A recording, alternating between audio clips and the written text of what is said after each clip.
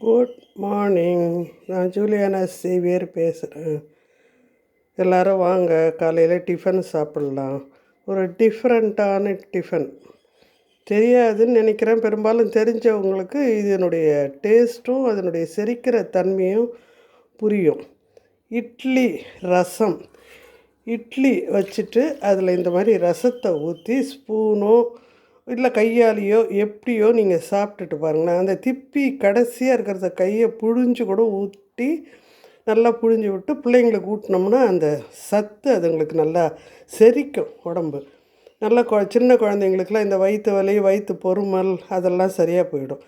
பெரிய பிள்ளைங்களுக்குமே பசங்களுக்கெல்லாம் ஊட்டி விட்டுட்டோன்னு வச்சுங்களேன், 10-15 பிள்ளைங்க சாப்பிடாது தான்.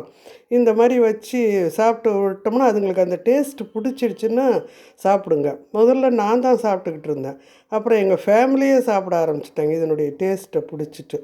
நல்லா இருக்கும் இது, சாப்பிட்டுட்டு பாருங்களேன். எப்போவுமே காலையிலேயே ஆகட்டும் எல்லாம் நிறைய ஃபுல்லாக நம்ம இந்த ஆயில் ஐட்டம் தான் எடுத்துக்குவோம். அதை விட இது என்றைக்காவது ஒரு நாள் சாப்பிட்லாமே, சாப்பிட்டு தான் பாருங்களேன் அப்படின்ற மாதிரி சொல்கிறேன். நல்லாயிருக்கும். நான் இந்த டேஸ்ட்டு பிடிக்கும். நான் ஒரு எஃப்எம்மில் பேசும்போது அவங்க கேட்டாங்க உங்களுடைய ஸ்பெஷல் என்னான்ட்டு. நான் இந்த ரசம் இட்லின்னு சொன்னேன்.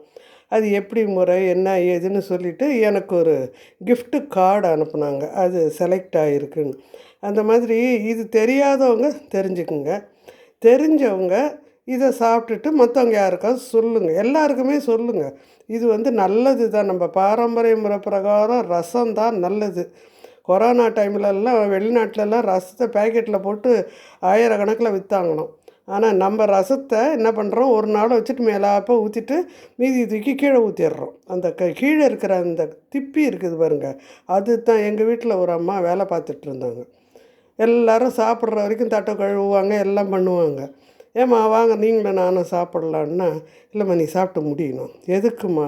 இல்லை ரசம் தீர்ந்து போச்சு, நீ மேலாப்போ ஊற்றிக்கோ, மீதியை நான் அப்படியே புழிஞ்சு போட்டு சாப்பிட்றேன்.